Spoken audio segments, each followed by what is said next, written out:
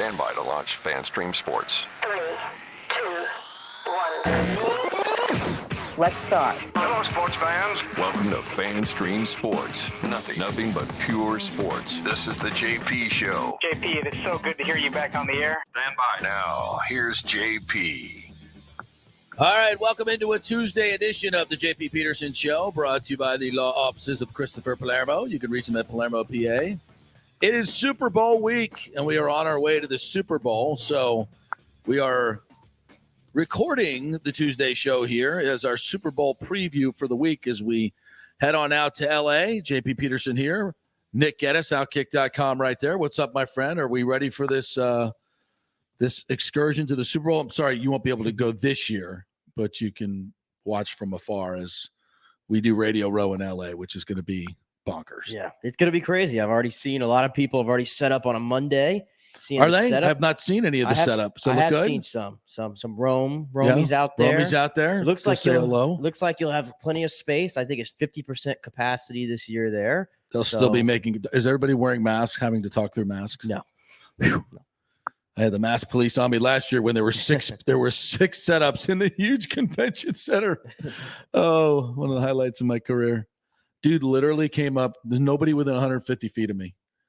Dude literally came up, plexiglass all around me as I was in the middle of my show and told me to put on my mask while I was talking. That was peak. It was pre-vaccine. Remember that? Pre-vaccine. Unbelievable. So out we go for Super Bowl 56, SoFi Stadium. Very excited about this. Get to see all the bums on Hollywood Boulevard. That'll be fun. Urinating in the streets. But hey, it's beautiful LA, and we'll make it look so. I might get thrown off if I talk about this when I'm out there. I could be thrown out of the convention center. Got to watch my P's and Q's. All right, so we're going to give you a big kind of an X's and O's. We'll hear from some of the principals for this week's Super Bowl as the Bengals get set to take on the Rams. The line started off at 3.5 and has now moved to 4.5 for the Rams. The Bengals certainly super long shots. I think they're 125-1 to make it to the Super Bowl this year before the season. I mean, imagine picking the Bengals before the season to make it to the Super Bowl. Is that just insane? But that's what happens when you have a transcendent quarterback come into the game. This doesn't mean that Joe Burrow is going to be a Hall of Famer, but man, he's certainly on that trajectory, is he not? I mean, what a season. A 70% completion percentage for him, which is led the league and is a rookie record. And Jamar Chase sets a rookie record for receptions and yards, 1,455 yards, 13 touchdowns, very much like a Jerry Rice year back in the day when he exploded on a scene with Joe Montana, and has been that dynamic duo along with Joe Mixon, a capable defense that's kind of come to the rescue in the postseason here to make it all the way to the Super Bowl, beat the favorite Chiefs, comebacks in all of their games. It's an incredible story. It really is. Yeah, I mean, I didn't pick them to win a single playoff game, and here they are in the Super Bowl, which shows you shouldn't listen to me for game picks, evidently. Okay, we'll keep that in mind. So you could take notes on that. But no, Joe Burrow, I mean, this guy is set to, if he wins this Super Bowl, I think I mentioned it last week or something during the show that he could go Heisman, National Championship, and Super Bowl in a span of 3 seasons. That's just crazy. It's never been done. About. No one's ever done it throughout their entire career. He can do it in 3 seasons. That's insane. But it does go to show you how good this guy is. This is no fluke. It's no fluke season. And the fact that he was sacked more than any quarterback in the NFL, 51 times, sacked 9 times in the playoff game, and still came back to win that game against the Titans. And then in that Chiefs game, that first half where, I mean, under duress, that right tackle for Cincinnati was a problem. Ooh. Was a problem. It might be a problem in this game as well, and something that you got to hope doesn't catch up to them eventually. But what always stuck out to me in that game and the game before was he didn't let it phase him. He kept attacking it downfield and kept throwing. He started getting the ball out quick. I mean, you don't see that out of young quarterbacks, but like you said, transcendent talent. And the other quarterback, Matthew Stafford, is a great story as well. Toiled in Detroit for 12 years of his career, made it to the playoffs, but had never won a playoff game. Was always questions about his leadership, never questions about his talent. And I think it's interesting to note that the Rams did exactly what the Bucs did. They followed the Brady template, and they had a Super Bowl ready team, and they went out and got a great quarterback and have gone all in. Here's another fun fact for you about the Rams. So their last first-round pick was Jared Goff in 2016. They don't have another first-round pick till 2024. So they've gone all in. 7 years without a first-round pick. Only one other team has done that. The Washington Redskins back in the 80s, 90s. 7 years. Won a Super Bowl during the run and then won just right after.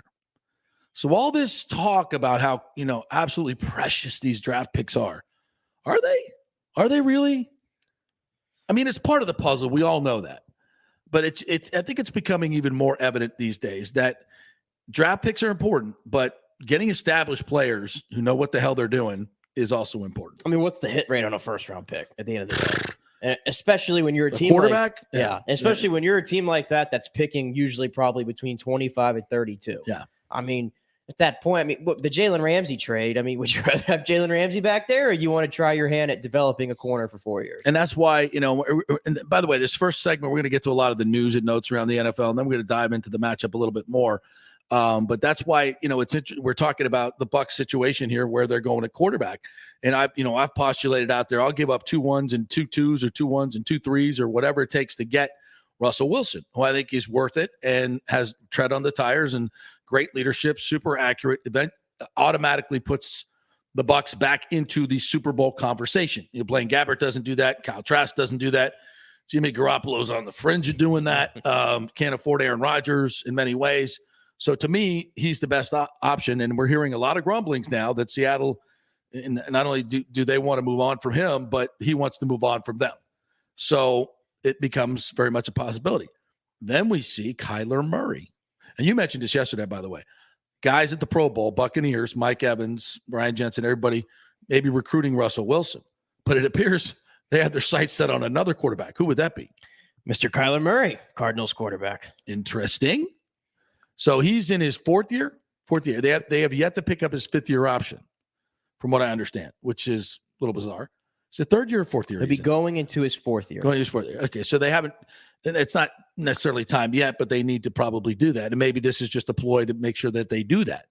But Mike Evans obviously caught a touchdown pass from him, and maybe other guys were recruiting him to come to Tampa Bay. So he's taking the Cardinals off of all his social media. Mm-hmm. And obviously could be demanding a trade in the near future. And by the way, also has the baseball option. First-round pick. Yeah, I think a lot of people brought that one up. Would it surprise you if he just said, you know what, I'm going to go try baseball now? Yeah, it would. But if he did it, it would just be a negotiating ploy. Yeah. But it's a good one. It's a damn good one. It's a good one because he can get paid. And yeah, it's a good negotiating ploy. And if you're the Cardinals, it's, bus on fire time right now. That's not a good thing. He's their entire future. Do you think there's and what would the Bucs have to give up to get him? Probably a similar price that they would for Russell Wilson. Well, I think it'd be even more. Think it'd be more. I remember. Well, he's got to think he's a decade younger than Russell Wilson. He is. He's a decade younger. He kind of similar play style to Russell Wilson. Maybe a little bit more of a runner, probably quicker, probably. Yeah. But he's what the NFL is going towards. The Cardinals, they're not going to give him away for cheap. That sounds like you're giving up like maybe 3 first rounders, and I mean additional capital on top of that. Yeah, and I just don't. As much as I love Murray, he doesn't take care of the ball like Russell Wilson does. He hasn't won a Super Bowl, obviously, but he is a hell of a lot younger. I don't know. Either one of them, I think, puts the Bucs back in the Super Bowl conversation. I think Russell Wilson's a better quarterback than Kyler Murray at this stage of their career still. I still think he's a better quarterback. And, I think you're instead of having to pay, like this team's ready to win right now. Right. Right. And I think Russell Wilson might be better suited for that too. Yeah. And, you look at his salary, he's still on his rookie salary. You could get away with that for one more year, but you're going to have to give him a new deal. Obviously. So lots of options for the Bucs. And there's probably options out there that we haven't even thought of, like that one. Kyler Murray never crossed my mind, but you never know. You never know where this could come. So that's interesting. Other news around the league: Lovey Smith hired by the Texans, which after 2 years in Tampa Bay where he went 8-24, they're going to hire him and elevate him actually because he was their defensive coordinator, associate head coach in Houston. Then they fired David Culley, and I'm asking, if you fire David, why would you fire David Culley and then hire Lovey Smith? Because this wasn't planned. Exactly. This was not planned. This is as clear as obvious as the day that the NFL might have stepped in here or something, or they're just like, under no circumstance can we hire somebody that has no coaching experience to be our head coach right now. Can't do it. Really white. Josh Very McCown. white. Very white. It just is what it is, I mean, and clearly something is afoot here because as much as we dearly love Lovey Smith, and I do, I think, I've known Lovey since the late 90s. I don't know him well, but, he's salt of the earth. The dude is a great guy. He's a super coach. But let's just be honest. This time when he was here, it didn't seem like to me that he had the same vigor for the job maybe as he had in years prior. And now he's 63 years old. And you're lining up the resumes of him and Brian Flores at this particular time, and you're picking Lovey Smith, who has not been a head coach in the NFL in 6 years? It's a long time. 8 years. 8 years. That's a long time in the NFL. But he's been in the NFL. He was this year. He was in college. He was in Illinois for a long time. So, I mean, it's just for an up and coming team that you have to rebuild. Is that really? I mean, if he was your choice, you wouldn't have gone looking in the first place. And here's the thing, too. I think it's already been reported by some out there. This is probably going to be a short-term deal, Right, obviously. Of course. Stopgap. So that's back-to-back seasons of going the stopgap option. Like, if David Culley was a stopgap, what is this? Yeah. Again, it reeks of agenda-driven something. Yeah, I mean, if you look at the difference. If the Dolphins are going to get rid of Brian Flores for whatever reason, which still perplexes us, at least they're going to get a guy, who's 38 years old, has been under the Shanahan-McVay tree. So that he comes with pedigree, and he's probably going to be this offensive genius, and he's going to be there for years and years, supposedly. At least that makes sense. The multicultural, biracial, Blasian, whatever you want to call it, Mike McDaniel. Super white looking, biracial dude. Okay. Is he identifying as multi? I don't know. That's just the scuttlebutt on the street. I don't know. Is this going to count as a minority hire? I mean, how do we? ESPN says it counts as a minority hire. Yes. Well, they are the arbiter of all things racial. So, I mean, you have to have a certain level of DNA, or like how exactly do we? I'm a little confused because I want to make sure that we're not being a little facetious here, folks. It really shouldn't matter. No, it shouldn't. It shouldn't matter. But anyway, the NFL they just don't have it right now. And I wish Lovey the best, but it kind of seems like he's being used as a pawn. It really does. And I don't know the inner workings there, but it just, no, not for me.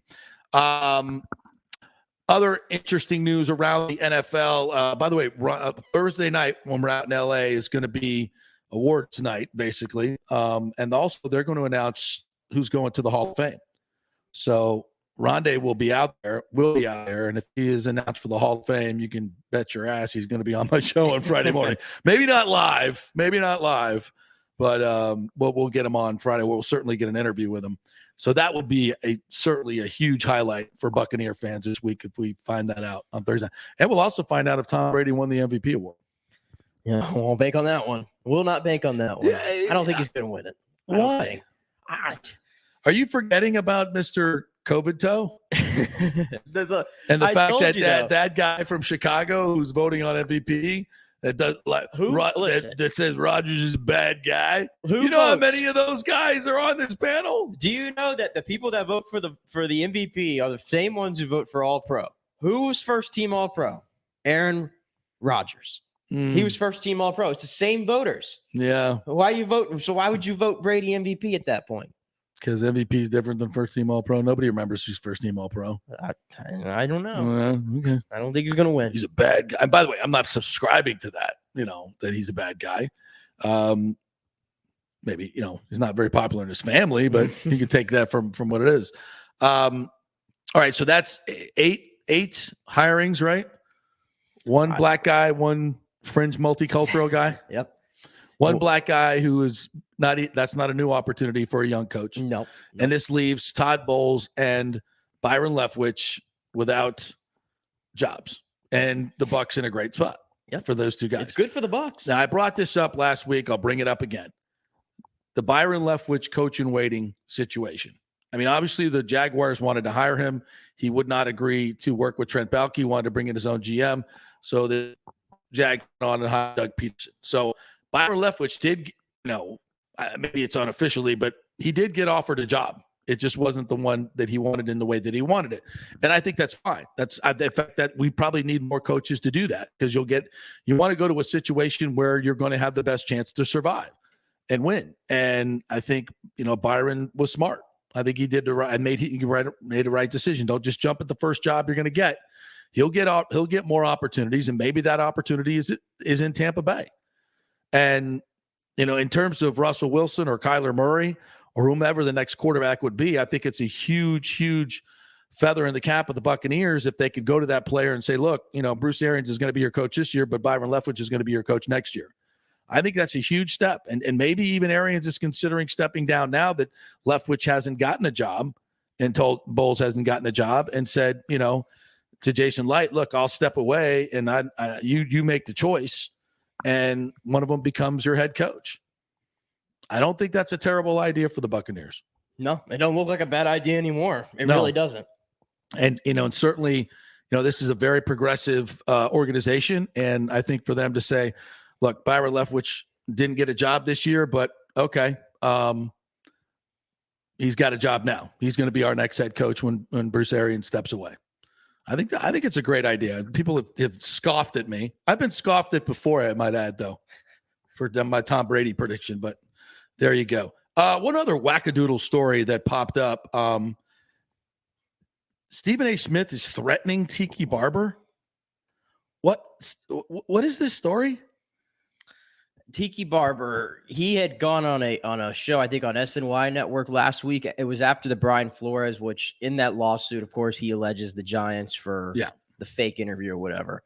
And he kind of defended the Giants organization and said, and he actually name dropped Stephen A. directly, because Stephen A. had kind of alluded to the fact that the Giants have a history of being a racist organization, or that he said John Mara, he's on the diversity council, even though he's never hired a black coach, which is ironic. And so Stephen A., of course, got word of that today. To be fair, though, when you have a candidate like Joe Judge, it's hard to look past that to a black coordinator. Yeah. Let's be fair.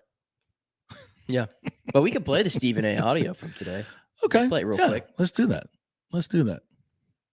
Interesting. You don't know who the hell I know. I've been a journalist for almost 30 years. I know a few people within the Giants organization. I know a lot of stuff about you, my brother, that I would never say, because I'd have the decency not to say those things. Chill out, watch yourself, and know who you're talking about.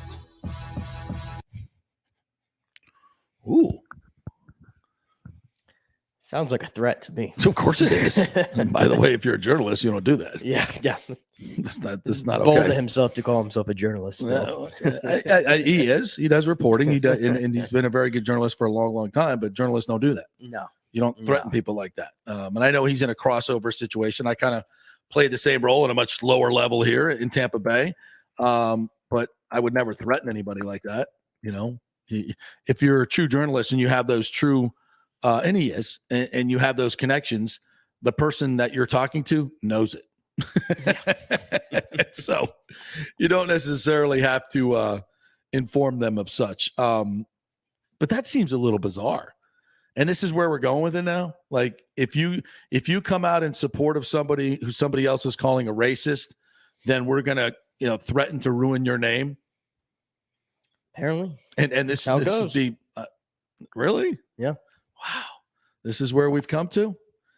All righty. Okay, we'll take our first break. We'll come back on the other side. We're going to get into some of the sound the Bengals have talked. So when we get back, we're going to listen to Broadway Joe. Some of them are calling. That doesn't make any sense. Super Joe, Joe Camel. I don't know, Joe something. Well, he asked what kind of Joe he wants to be known as. Stay with us. Hey, folks, let me tell you about Bay Area Modern Medical Center, a very different kind of approach to primary care. Personalized preventative medicine, not a one-pill-fits-all mentality. Christopher Lugo and his experienced medical staff are proactive in looking at issues before they become a problem, encouraging a healthy lifestyle with proper diet, supplements, and exercise to optimize your active lifestyle. Rather than the impersonal, rushed approach, you will be the only patient and will have our full attention. That's new. Getting old is inevitable, but feeling and looking old is avoidable. Bay Area Modern Medical Centers are experts in anti-aging regenerative medicine that optimizes your body's performance in many areas. So call for an appointment to get started on a journey back to full health and a happy life with a new, modern way of healthcare. Call 844-977-3477 or go to BAMMC.com. That's 844-977-3477 or BAMMC.com. JP here for my friend, attorney Christopher Palermo. If you are having issues with a claim on your homeowner's insurance from a sinkhole, storm damage, water intrusion, defective stucco, and construction defects, or any other issue, Christopher is your man. These big insurance companies didn't get rich paying out what you deserve. Chris founded his practice in 2009 with a passion to help all Floridians with disputes where they were forced to take on the powerful and needed a champion in their corner. Chris wants to make sure you will receive the most aggressive and compassionate representations. He has recovered millions in settlements on behalf of his clients facing defective stucco damage and other construction issues. So call Chris, mention the JP Show, and he will give you a free consultation. That's 813-221-5636, or go to PalermoPA.com. He's a fifth-generation Tampanian graduate of Jesuit High School and the University of Florida, and he cares deeply about you and the community. That's 221-5636 or PalermoPA.com. Homeowners, listen up. Property values have risen in the Tampa Bay area to record levels, some up to 24% in 1 year. It's time to refinance your home and pull out the equity before rates go through the roof. Call my man Scott Fitzgerald at 813-294-7595 or email him at scott@amstampa.com. Scott believes interest rates will be over 5 very soon due to the volatile economy and inflation, but you can still lock in the mid-3s, but not for long. This means you can save tens of thousands of dollars over the life of your loan. Now, Scott is an independent broker, so he can shop your mortgage around for the best rates, and he will pay for your appraisal if you mention you heard it here on the JP Show. That's a $500 to $700 value. Scott does not charge the huge upfront fees like the big banks do. In this uncertain economy and political climate, better to have cash in hand now. So call Scott at 813-294-7595 or email him at scott@amstampa.com. Coming back at you. Now, more with JP on FanStream Sports. It's only just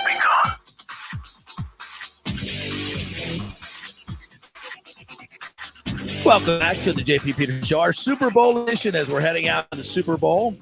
Tuesday is a travel day for us, but we're giving you this pregame little special here, as we'll hear from Joe Burrow here in just a second. Once again, a 4.5-point favorite. The Rams are at home. 48.5 is the over-under. I'm going to lean into the over on that one. I don't know if this is going to be a necessarily defensive game. But obviously when you look at breaking this down, to me, it's all about the pressure that the Rams defensive line is going to put on Joe Burrow. And we saw that firsthand on Tom Brady against the best offensive line, top 3 offensive line in football, certainly the best pass blocking offensive line in football. The Bucs threw the ball more than anybody this past year, and Brady got sacked the least. So if they can do that, if the Rams can do that against the Bucs offensive line, what the hell are they going to do to this trash Bengals offensive line, especially on the right side, which is just awful. Yeah, that's what I said. Right tackle, right guard is a big weak spot for them. And if they do the same they did to the Bucs there with Wirfs, line up Aaron Donald there on the right. I mean, yeah, absolutely. It's easy. And you have Von Miller on the left. And I don't think Wirfs over there, I don't think is much better than who's on the right. Yeah. It doesn't really matter. So the Rams, I think, just going off of it, they have the biggest advantage right there in the trenches. It's not even close. Yeah, I think the Bucs waited too long to go max protect. They did max protect on that deep ball to Mike Evans, and that worked out pretty well late in the game.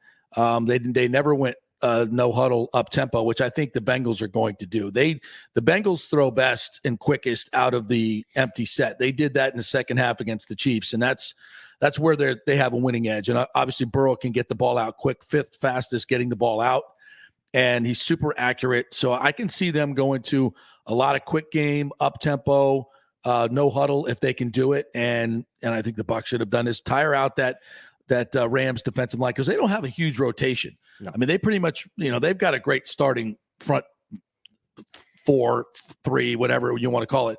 Von Miller and Leonard Floyd and Aaron Donald, those 3 guys. And, they certainly don't substitute with quality. So to me, I'm running as many plays as I can, as fast as I can, and get them tired. That has to be a winning edge for the Bengals. Yeah, and they need to hope that Uzomah can come back and play, because without him, he is vowed to. Yeah, he should be able to. I'm thinking he probably will be out there. We'll see what percentage he is, because he's a big part of that, getting the ball out quick. Yeah, he had 49 catches in the regular season. Yeah, and if he does it, maybe we might see old USF's Mitch Wilcox. Yeah, he might get some run. He might get active there. We'll see. Could he be like the no-name guy from nowhere that becomes a star in the Super Bowl? It sounds a little too fairy tale now. No, it's happened though. It's happened many times. Guys come out of nowhere to be the Super Bowl MVP. My brain doesn't work this way like it used to. Larry, what is his name? Larry Smith. No, man, that's not the name. He was the Cowboys defensive back that had a couple of picks. Heck, you could go back to Dwight Smith. Dexter Jackson was the MVP. Dexter Jackson put that on their bingo board. Yeah, and Dwight Smith probably should have been. Yeah. So yeah, I mean, you can guys like this can come out of nowhere. Timmy Smith for the Redskins. There's a lot of these type guys. So who knows? Let's hear from Joe Burrow though, shall we? As he talked to the media earlier this week in LA. We'll start with he was asked about going to the Super Bowl as an Ohio native, doing it for his hometown team, which is one of the great sub-stories here for Joe Burrow. Yeah, being from Ohio and being the quarterback of the Bengals is something that I'm really proud of. Growing up, there really weren't a lot of Bengals fans in high school and in middle school and growing up. It was all Steelers and Browns. And then there were, a few Bengals fans here and there that kind of got made fun of a little bit. So I think as a team, we're excited to put a product on the field that the fans are proud of and that kind of gives them bragging rights. They haven't had that in a while. So, I'm excited to give that to them.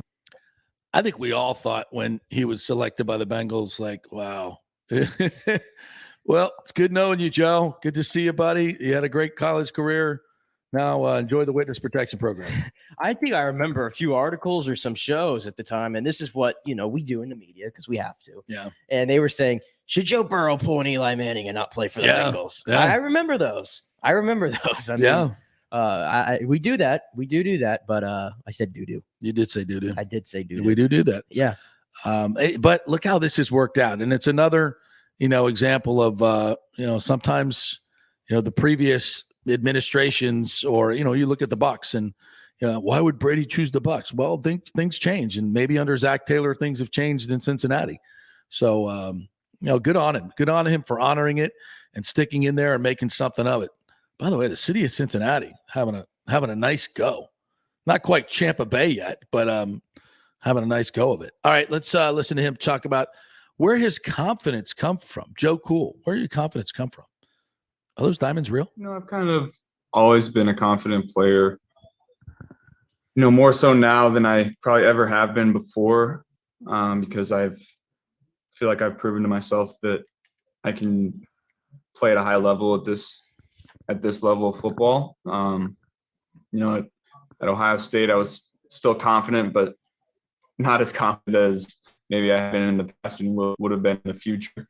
I wasn't playing, and those are times where you really learn a lot about yourself as a player and a person, and keeping confidence high in those situations is tough. And I think as a quarterback, it's really important to exude that confidence not only in yourself but in all of your teammates.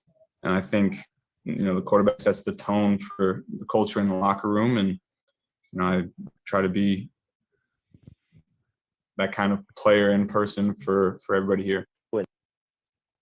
Well, I mean, confidence, especially in quarterbacking, is everything. And this guy's got it in absolute spades. And, for the time we saw him playing at LSU as part of what may turn out to be the greatest college football team ever, certainly numerically was, we're starting to, look at all the players from that team that are already making dents in the NFL, Jamar Chase being one of them, obviously. Grant Delpit, Justin Jefferson.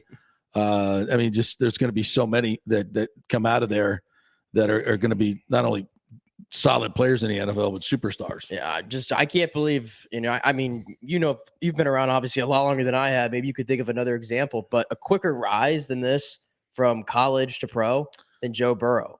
From terms of being a third string quarterback at a program like that, his first year at LSU being like middle of the road quarterback, honestly, to I just won the Heisman. I'm the first overall pick, and now I'm in the Super Bowl. I can't think of one. But, let's also remind ourselves that it doesn't you don't do it yourself. Dan Marino, his junior year at Pittsburgh was, shoe-in number 1 overall pick. He was just but he lost all of his receivers his senior year and his best running back. Joe Do-It-All McCall, I think his name was, if that's even correct, it might be.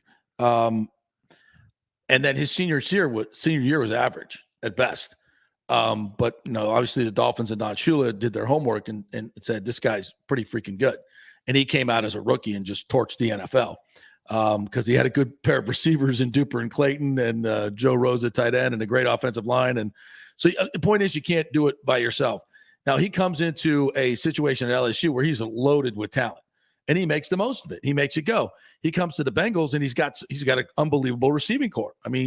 Look at these guys. This is an incredible trio of guys. I said it last year when he got drafted, and everybody, like I said, was like, "Oh, his career is shot. He's in Cincinnati."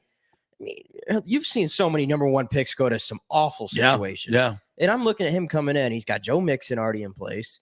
He's got Tyler Boyd in place. Mm-hmm. He was getting T. Higgins from college the same year. And even at the time, AJ Green was still there, and we thought he could still kind of play. And I'm like, okay, there's pieces there, right? That's a hell of a lot more stable than some of these quarterbacks who've gone to the Jags, the Texans, all these years.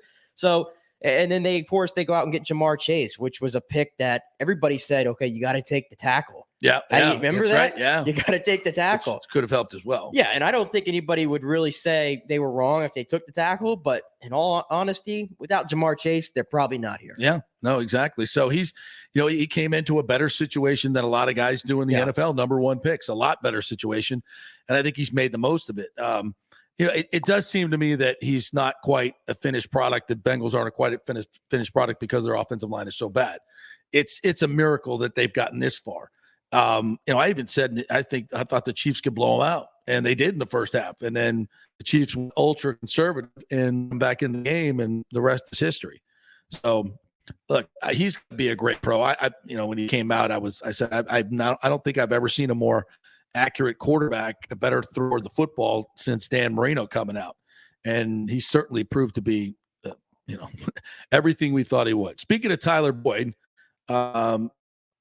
says he could be the X factor in this game. Yeah, Tyler is a very underrated part of our offense. I wish he would get more love because he's one of the best slot guys in the league. He really understands what we're trying to do on each play, and he's always where I expect him to be. He never drops the ball, and so he's a guy that I can rely on in critical moments to go and make plays for me. And he's a great locker room guy as well, just like I was talking about. So he's a very invaluable part of what we're building. Love the way he speaks of his other his teammates, very Brady-esque. Here's one of my favorite quotes of the week. Just started, JB. This was his advice to the next generation of players. Good stuff. Yeah, I would say focus less on all the media camps and stars and looking good in front of all the media at these camps that don't really mean anything to college coaches. I would say go to the individual schools camps Go to Ohio State's camp, go to LSU's camp, go to Cincinnati's camp. Don't worry about all these Elite 11s and all that. Focus on getting better. Focus on, don't have a workout and go and post it on Instagram the next day and then go and sit on your butt for 4 days. And everyone thinks you're working hard, but you're not. Work in silence. Don't show everybody what you're doing. Let your game on Friday nights and Saturday nights and Sunday nights show all the hard work that you put in. Don't worry about all that social media. That's good advice right there. That's good, strong advice from Joe Burrow. I'm so glad he brought that up. Yeah. That's one of the things I get so irritated when I see these drills, quote unquote, at these camps. Yeah. And you always see like one of these offensive tackles, for example, will throw down this defensive end. Everybody freaks out. Oh my gosh. Yeah. And it's like, yeah, that's 15 in the NFL or 10, whatever. Yeah. So, I do like how he said that. And that's a guy who worked in silence, obviously, and he paid off for him. I wish we had more people like that. Yeah. Yeah. I think, doesn't he just really share a lot of Brady-esque traits? He really does. He just does. He does. That's what I mean. We've been talking about the Kyler Murrays of the world and Lamar Jacksons, the Herberts. Yeah. And I don't understand, even though for a guy for a first overall pick, I feel like he kind of just went under the radar for a little bit there. Yeah. And here he is on the stage. Well, he's not the greatest athlete in the world. Doesn't look like he's the greatest athlete in the world. He's kind of got that schoolboy look to him. But he's a killer inside. He plays quarterback. He does. Like an old school quarterback. He kind of does. But the way he uses his feet, though. Yeah, he's got great pocket mobility. Yeah. I think now that Brady's retired, he might have the best pocket awareness. Really does. Yeah. Special stuff. He was also asked about his coach, Zach Taylor.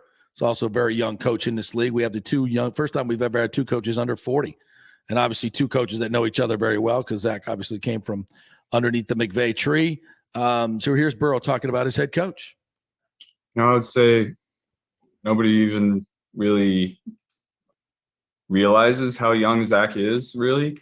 He does a great job of commanding the room. And I would say the only time you notice it is when he's, relating to the players. He does a great job of doing that like you would expect he would. And, honestly, we've never even spoken about the playoff drought once this whole season.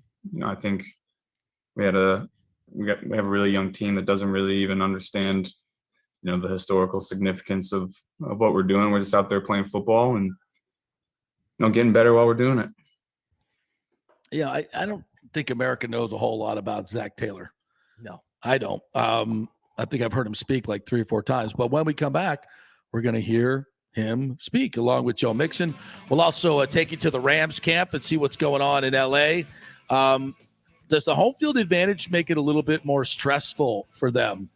And is there more pressure on the Rams to get this done since they've gone all in? They've got all their chips in the middle of the table. So we'll talk about that aspect when we come back. The PGA Tour's Valspar Championship is back in March in 2022, March 14th through the 20th, right in the middle of the best weather of the year and the last stop on the Florida swing. The Valspar has become one of the must-do events on the Tampa Bay sports and social calendar, so get your best tickets before they sell out. The game's biggest stars love the Copperhead course at Innisbrook.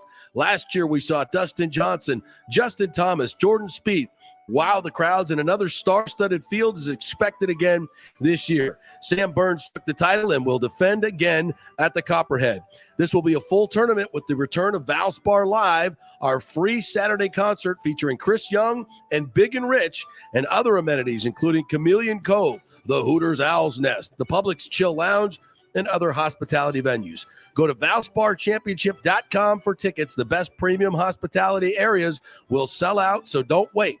That's ValsparChampionship.com. Are you selling your home or refinancing? JP here for Greenleaf Title. You choose the title company, not the realtor, and it makes a difference. You want a reputable company that will make sure your title is safe and secure. There are a lot of scammers out there right now. So go with a trusted company like Greenleaf Title. Plus, they will close anywhere, folks, and they will send a limo to pick you up to come to the closing. Yep, the great JP Limo closing is back. All you got to do is give them a call at 258-6005 or go to greenleaftitle.com. We'll set up the limo for you. They'll come pick you up. Heck, we even picked up one couple, took them to Black Rock Restaurant, one of our favorite advertisers, and then to the closing. That's how they do it at Greenleaf Title.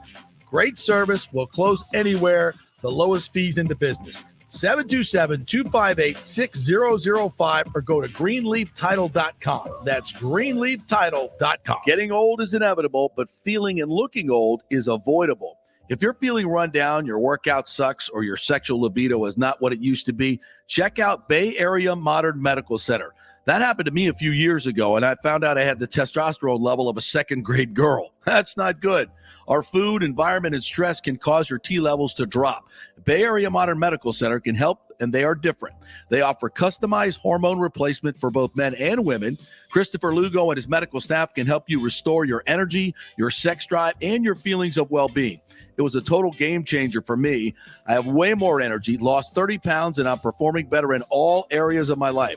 Nobody wants to talk about sexual health, but it's key to a balanced life. We offer discreet treatments with real-world results. So if you're suffering from a lack of interest in sex, ED, or lack of sexual stamina, Dr. Lugo and his staff can help. Take your health care to the next level at Bay Area Modern Medical Center, 844-977-3477 or BAMMC.com. Let's go. Right now, back to the show with JP on FanStream Sports.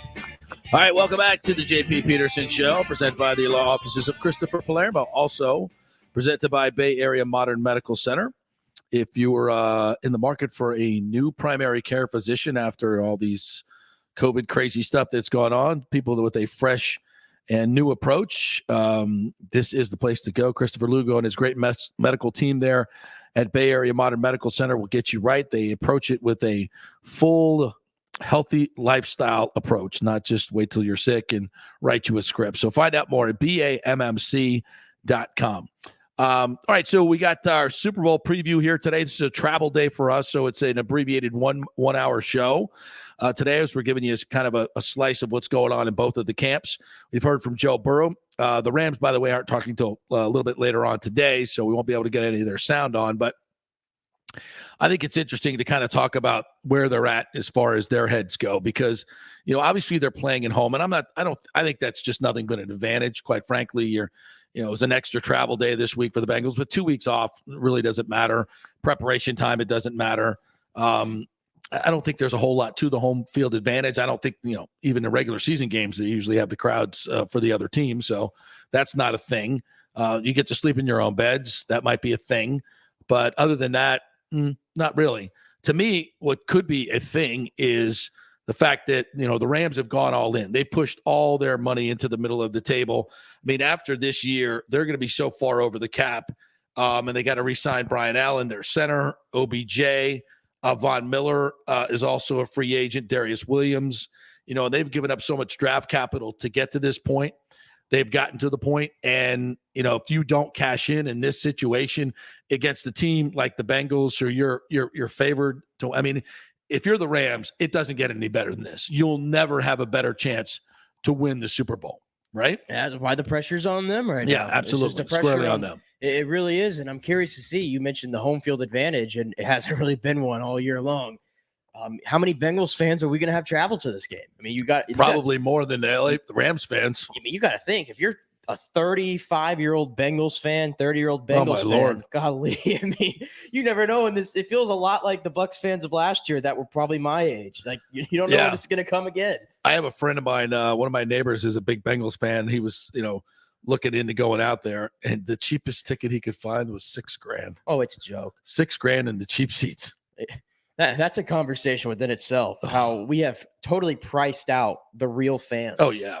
For these games. Yeah. It's ridiculous. I think Can't go to a Super Bowl. You can't do it at all. Yeah. So that's sad. It's sad. But I tell you what, I saw a lot of videos right after the Bengals won. I mean, like 80-year-old Bengals fans, like in tears, crying. Yeah, it's kind of cool. I love seeing that, and I think TJ Houshmandzadeh, a former Bengal, he sent 86-year-old Bengals fan who has been going through cancer and everything, and he bought him tickets to go to the game. Oh, that's awesome. So, just great stories like that you'll see pop up.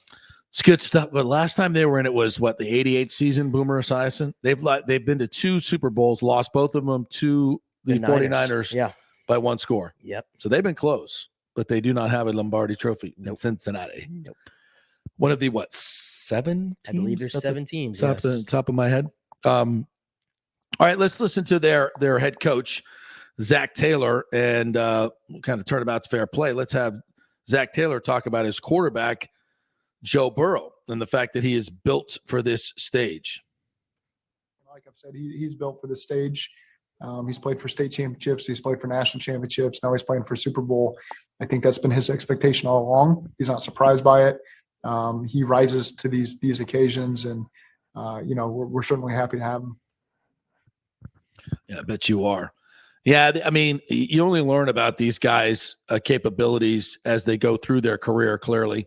And, for Joe Burrow, this is just a first step. And is it the first step to being the next Tom Brady? First of all, nobody's winning 7 Super Bowls. I mean, I shouldn't say that. If Brady did it, it could happen, I guess, right? But, man, I do think Burrow, I don't necessarily think they're going to win this one, but I think he's got a couple in him.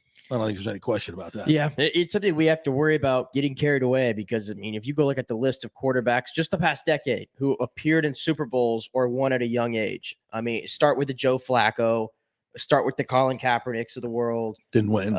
We got there. Got there is right. What I mean. Russell Wilson, yeah. Patrick Mahomes.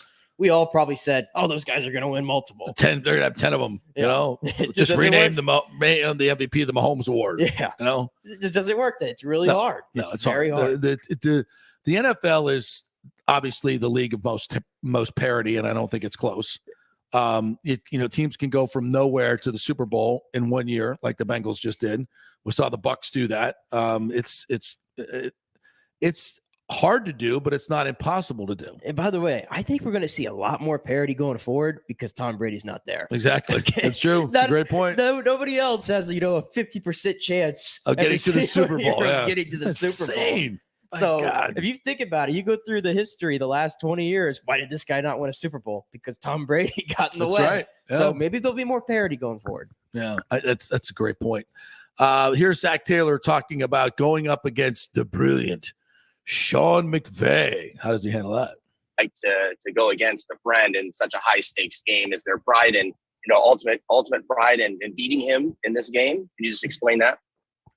Well, I'll give you the beginning of the relationship. We met in Shula's restaurant at the Combine, probably in 2013, 2014, 2015, I would imagine, somewhere in there. And then we'd play against the Washington football team, and we'd talk pregame, things like that. And then he gave me when he finally got the job to come join him as this receiver coach. So I jumped on the opportunity. I didn't know him that well at the time, but we knew each other enough to know that we wanted to work together. But to answer your next part, I've played against my brother 4 times. I've coached against Sean. I've coached against Matt. There's so many people in this league at this point, 10 years in, that are always on the sidelines across from you. And that's just part of the game. There's no added, I want to beat this guy. No, it's the Bengals playing the Rams for the Super Bowl. Our team wants to beat their team. It really has nothing to do with the relationships on the other side of the ball or across the other sidelines. This is more just about us trying to win this football game. He's lying through his teeth. He wants to beat his ass so bad. Absolutely. But you got to be careful not to get caught up in the coaching matchup. I kind of think back to the Rams-Bucks matchup against the Arians, and I wonder, did the Bucks outsmart themselves? There was really no reason to not go up tempo in that game. And you had so much success against the Eagles with it. And it was exactly what you should be doing to a defense like the Rams. They didn't do it because they probably thought, Sean's thinking we're going to do it. We're going to trick him. And then you end up not doing what you're best at. And then whatever that last defensive series was, I have no idea what the hell Todd Bowles was thinking. Like, Sean McVay will never think we come with casino blitz. Well, yeah, there's a reason for that. Yeah, because you'd be an idiot to do it. I'm not saying Bowles is an idiot. Just I think he would admit that wasn't the greatest call of his life. Yeah. He's a super coach. He's an amazing man. We love him to death. But that was not his finest hour. Yeah. And 3 weeks later, I think I'd like to burn that from my memory. I really would. Let's get into John Whitfield in a one-on-one matchup with Cooper Kupp and sign everybody. No, let's not do that. Joe Mixon. Let's hear from Joe. Remember when Joe came into the league? a lot of controversy about Joe. A lot of controversy about Joe, and he's, I think for his credit, he's laid low and he's done all the right things and become a hell of a back in this league. I think he's one of the most underrated backs in this league, quite frankly. Great size, great speed, great vision. He could be a difference maker in this game, no doubt about it. This question from struggles to the Super Bowl. I mean, that's the greatest show in sports and probably the greatest show out there in general. It's the biggest game of them all. And to be honest, growing up and when I got to the pros, I never was one of them guys that, I'm going to go to the Super Bowl, just to go and experience the experience and things like that, man. So I just, I always said, I'm going to just try to sit here and wait my time. And that's what I did. Everybody got their time, in life and in sports and things like that. So, for me to just basically wait out and go through the tough times around here and the hardships that we had being in a program, and to be able to now you got to reap the benefits and to see the glory that we'll be able to play in a Super Bowl, man, it's huge. So I'm honestly excited. Words really can't describe this feeling. It just really feel like I'm living a dream, man. And to be able to play in the game, it's like, wow, just to really realize how blessed you are, man. It's, people dream to be in this here game. I mean, you had greats that had played many, many years, hoping that they could just get to a AFC championship or NFC championship, let alone a Super Bowl. So for me to be in this here position and for my team to be in this here position, man, you can never take this here moment for granted, and you always got to count your blessings. Wow, I haven't heard him talk a lot, to be quite honest with you. And I wasn't expecting that. I wasn't expecting that much humility from him. It's interesting when you're in another market, you don't hear a lot from these guys. You don't hear a lot of sound bites. But that was a very, very thoughtful answer, a very, very humble answer. You get perceptions of people based on a lot of negative reporting, that goes on, and I'm as guilty as anybody else. I will say this, though. I think he's handled himself very, very well, given the controversy of his history. And people make mistakes. And I remember so many people like, this guy should never get a shot in the NFL, should never, ever, ever. And I'm always a second, third opportunity guy. When at least you're showing remorse sometimes and you mess up, we all do it. We all mess up. And you want anybody who's sincere about trying to turn their life around, you want to give them an opportunity. And I think he's a great example of a young man who has done just that and made the most of his opportunity. Yeah, absolutely. I'm pulling for him. Yeah, absolutely. And you mentioned it too before he spoke there about his accolades. I mean, this guy is one of the leading AFC rushers year in and year out. And you never hear about him. Never hear about him. Never hear about him. Because he plays for Cincinnati. Well, even on this team, though, they just talk about, Burrow, Jamar Chase. Yeah, they really do. I get that, but he's almost like the little engine of the team, He's a hell of a football player. Without him, he's very versatile. Catches the ball great. I mean, without him, they're not here. Not even close. Yeah, superb player. Let's do one more. Von Miller, speaking of taking advantage of the moment, as certainly Mixon has done.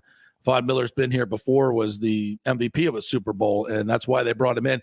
Interesting about Von Miller and the Rams in general, their quarterback pressure rate during the regular season was not great, but it has ramped up in the postseason like you would not believe, and he's the personification of it. His pressure rate in the regular season when he got over there was, where is it? I was looking for it.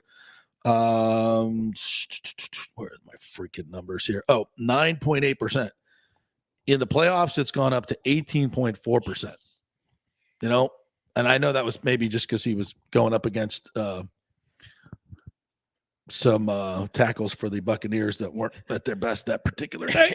Let's just say that. But I want to say that. But you know what? He's going to be a huge part of this game, no doubt about it. Here's Von Miller. Everybody that's involved with an event like this is feeling some type of pressure to be perfect. And the one thing that you can do is just don't flinch, don't blink, lay it all out there on the line. All the things that we've done this season have brought us to this point, and there's no reason to stop what we've been doing. All the great things that we've been doing, we just got to keep it up, take advantage of the opportunity. And I'm here to tell you, opportunities like this don't present themselves all the time. And that's the message that I've been giving to my teammates. That's a great message. Great message from a decorated veteran of the Super Bowl and MVP. That's and that's mindset. It's what the Bucs, told me back in 2002 in San Diego. I was like, what advice are you getting from other players? And they're like, just treat it like another game. Just treat it like any other game. Don't mess with your routine. Don't do anything different. Just treat it like a regular game. The adrenaline will take care of itself, but do everything you can to keep it as normal as possible. Hard to do, but I think if you do that within your actions, then that's good advice. All right, we'll take a do we need to take one more break? We're good. We're good. All right. So I wanted to go through the broadcast bets, the broadcast props, if you will. Have some fun with this. They got broadcast props? Oh, they got a ton of them. Here we go. Will a player do the icky shuffle? Yes, -140. No, +100. Is there something like, what the hell's the icky shuffle? You don't even know what the icky shuffle is. Icky Woods did it when the Cincinnati made their last run. He was a running back, and it's like a da-da-da-da-da-da. Icky Woods? Boom. Yeah. He's a Cincinnati as a Bengals running back. I would bet yes on that. It's the favorite. I say because they've done it already this postseason. There will be a nod to the icky shuffle. That's a definite yes for me. Will Joe Burrow be compared to Macaulay Culkin? Will they have the side-by-side photos? Yes, +700, 7-1. No, -2,000, 1-20. So I'm going yeah. You're yes. I'm going yes. You're gonna bet the long shot. I'm going yes. Yeah. Oh. I'm feeling big on that one. I think that's such a non-football thing to do, and that's what they do in the Super Bowl. We're gonna make it fun for the regular people too. They've never seen it. Yeah, it's definitely coming, no doubt about it. What will be said first during the game? Sean McVay or Zach Taylor? Oh, McVay. Easily McVay. These are all 50-50, by the way. What will be said first during the game? Joe Burrow, Matthew Stafford. Joe. What will be said first during the game? COVID or Omicron? COVID, the favorite at -225. You can bet on that. You can bet on it. It's COVID or Omicron. What will be said first during the game? Brady or Rodgers? Oh, it's Brady. Brady is -300. Rodgers +200. It's Brady. Yeah, Brady's the favorite there. But he might get his own little commercial. I wouldn't be surprised. I mean, gosh, if you're if you're Al Michaels doing his last Super Bowl, his last for NBC. For NBC, yes. Yeah, who's going where in the broadcast business? He could make a mint going out, retire on these bets. Will be said first during the game? Mahomes or Garoppolo? Oh, Mahomes. Mahomes the favorite, -200. Garoppolo +150. Too many haters. They won't say anything about Garoppolo. Yeah. Mahomes. Well, I think the situation will merit that too. What will be said first during during game, not pregame. That's different. So during the game, Joe Montana, Joe Namath, or Joe Theismann? What famous Joe? What the hell does Joe Theismann have to do with this game? Hey, Super Bowl, Super Bowl. He played in a couple Super Bowls. It's gonna be Joe Montana. Joe Montana is the favorite, followed by Joe Namath. They're going to be showing followed the highlights by Joe Theismann. of what, the 88 Super Bowl, 89? Yeah, right. It's Joe of course, Montana. right away. Yeah. Super Bowl home field advantage. How many times it's set? Over 1.5. Under 1.5. Oh, that's the home easiest field bet of the advantage. That's got to go over, That's right? the easiest bet of the night. You think over? Over 1.5 mentions? Because there's just 2 mentions of home field advantage. Easy money right there. No, easy money. Will Michaels Collinsworth say what the spread or total is? Yes, +250. No, -400. I'm going to go no. I don't hear that often in these They broadcasts. Even these days. No, I don't think They so. don't, it's like. I still think that's taboo for some reason. Which is dumb. Everybody's betting on a game. I'm going to go yes. I think they talk about it. What will be said first during the game? Beverly Hills, Rodeo Drive, or 90210? Oh, it's Rodeo Drive. Which, by the way, SoFi Stadium is nowhere near those places. No, it's not. But I already see it. They're going to have some live shot. You are looking live. It's Beverly Hills. I say Rodeo Drive. Yeah, it's Rodeo easily Drive. Rodeo Drive. Yeah, Rodeo Drive. Easy. It's the visual. Yeah, no doubt. What will be said first during the game? LSU or Ohio State? In reference to Joe Burrow. It's going to be LSU. You got to start the story with Ohio State, though. It depends when you're going to tell that telling story. the story. Yeah. I'll go LSU. I'll go LSU. Actually. Good point. I'll go LSU. Let me see what else we got here. To show during the broadcast props. What will be shown first during the game? Sean McVay or Zach Taylor, blah, blah, blah. You see. Oh, here's one. Who will be shown first during the game? Kelly Hall, Stafford's wife, Veronica Cohen, if I'm saying that correctly, McVay's fiance. Stafford's wife. It's the favorite, plus plus 225. Minus 225. She bought the tickets for the Rams fans. So right. We're gonna have a Right. Yeah. All right. First, NFL player in an image or highlight. Boomer Esiason, Kurt Warner, Chris Collinsworth, Ickey Woods, Marshall Faulk, Eric Dickerson, in that order of favoritism. So Boomer Esiason, that might be because he's CBS dude. I'm going Kurt Warner. I think you're going to see that snapshot. Because he just had the movie come out. Collinsworth feels like a second quarter. Chris, you were in this game too, you know? And there you go. Yeah, unless they score early and somebody does the icky stuff. Right. There you go. The Hollywood sign or the Hollywood Walk of Fame? Good thing it's not smell-o-vision. Woo! That's fresh urine right there on the Walk of Fame. Did a little Bill Clinton on the Walk of Fame there. Who will be shown first during the game celebrity-wise? Leonardo DiCaprio, Matt Damon, Ben Affleck. What? The Patriots aren't in the Super Bowl. What the F? What are they? Jennifer Lopez or Kim Kardashian? I mean, why is Leo other option on there? Why is Leo the favorite though? How do you because I guess he goes to a lot of Rams games. I guess I don't know. I was gonna say like Dr. Dre or something. Where's the bet on that? What they don't have is like which California politician will first be shown without a mask. I don't have one of those. I don't have one of those here. Not a one. How about that? All right. Well, that'll do it for our Super Bowl special here. Tomorrow's show, Wednesday show, we will be live from Radio Row, bright and early, 7 to 9 Pacific time. Your same time right here in Tampa time. That's 10 o'clock to noon. And we want to thank all our sponsors that are helping us roll right out there to the Super Bowl. You hear them on a daily basis. The Golden Diamond Source, great folks at Bay Area Modern Medical Center. Of course, Scott Fitzgerald, American Mortgage Services, Italiano Insurance, our good friends at our title sponsor, Chris Palermo as well, helping us make it out there, Greenleaf Title and Valspar. All right, guys, have a great Super Bowl week. We'll be next live from Super Bowl Wednesday, Thursday, Friday, right after my appearance with Snoop Dogg on Tuesday, later today. Give you the whole story. And check in on my Instagram as well. See you.